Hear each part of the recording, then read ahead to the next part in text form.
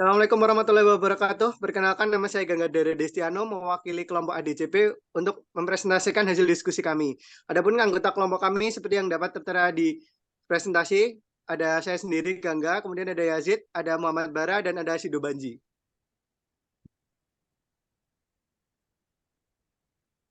Oke, pertama-tama kita akan membahas apa itu ADCP dan untuk apa sih kegunaannya. Oke, ADCP itu sendiri adalah merupakan alat pengukur arus yang berdasarkan pada gelombang akustik. Dia biasanya digunakan untuk pertama melindungi pesisir pantai, kemudian merancangkan operasional pelabuhan, kemudian memonitoring lingkungan dan melakukan keamanan perkapalan. Nah, yang dapat diukur dari ADCP sendiri ada kecepatan air, kemudian ada profil arus di berbagai kedalaman, kemudian ada discharge atau flow rate dari sungai, kemudian ada transportasi sedimen dan subjek oceanografi lain seperti arus laut, eddy, upwelling hingga downwelling serta beberapa untuk kepentingan navigasi.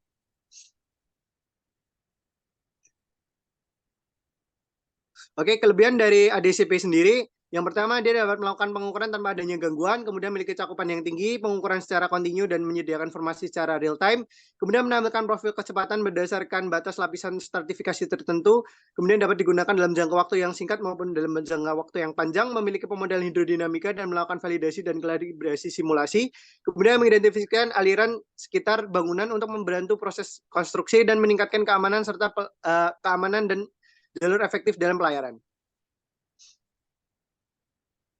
Oke, sedangkan kekurangan sendiri dia terbatas pada resolusi vertikal, kemudian ada noise, keterbatasan pada pengukuran dasar perairan, kemudian arahnya ambigu karena tidak bisa mendeteksi arah arus yang mendekat maupun menjauh, kemudian kualitas data dipengaruhi oleh biofouling atau keadaan biologis yang ada di atasnya, kemudian ada peluncuran LDBC memerlukan prosedur yang kompleks dan personil yang khusus, kemudian ADCP juga dipengaruhi oleh harga yang mahal dan waktu operasi yang terbatas. Selain itu juga akurasinya dipengaruhi oleh jangkauan pengukuran.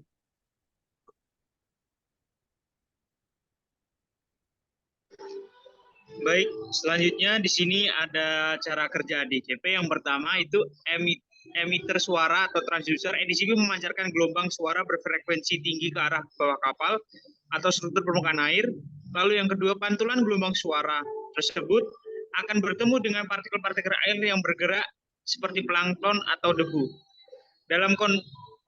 Selanjutnya yang ketiga ada menerima gelombang suara.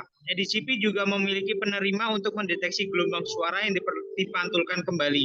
Perubahan frekuensi yang diterima akan dicatat. Yang keempat, analisis Doppler. Berdasarkan pergeseran frekuensi atau shift Doppler antara gelombang suara yang dipancarkan dan yang diterima, ADCP dapat menghitung kecepatan dan arah aliran air. Yang kelima ada profiling. Selain mengukur kecepatan arus di titik tertentu, ADCP juga dapat memprofil kecepatan arus di seluruh kolom air dari permukaan hingga kedalaman tertentu. Yang keenam, pengolahan data. Data yang sudah dikumpulkan oleh ADCP kemudian diolah untuk menghasilkan visualisasi seperti profil vertikal kecepatan arus atau peta aliran horizontal di permukaan air.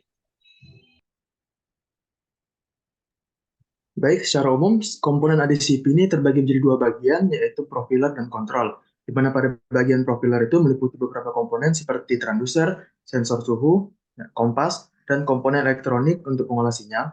Lalu pada bagian kontrol itu meliputi komponen power supply, komponen komunikasi elektronik, komputer, dan peranti lunak untuk mengontrol kinerja ADCP dan pengolahan data. Itu selanjutnya implementasi ADCP. Nah, ADCP itu merupakan alat yang digunakan untuk mengukur kecepatan dan arah arus laut. Nah, beberapa contoh implementasinya itu, yang pertama itu pemantauan arus laut, pengoperasian alat pengukur arus otomatis, dan yang ketiga itu penerapan lingkungan laut dan keselamatan navigasi. Inovasi ADCP yang kami buat yaitu untuk pemantauan kualitas air. Nah, proyek ADCP yang ditingkatkan dengan pemantauan kualitas air ini menawarkan solusi yang holistik untuk pemahaman kondisi perairan.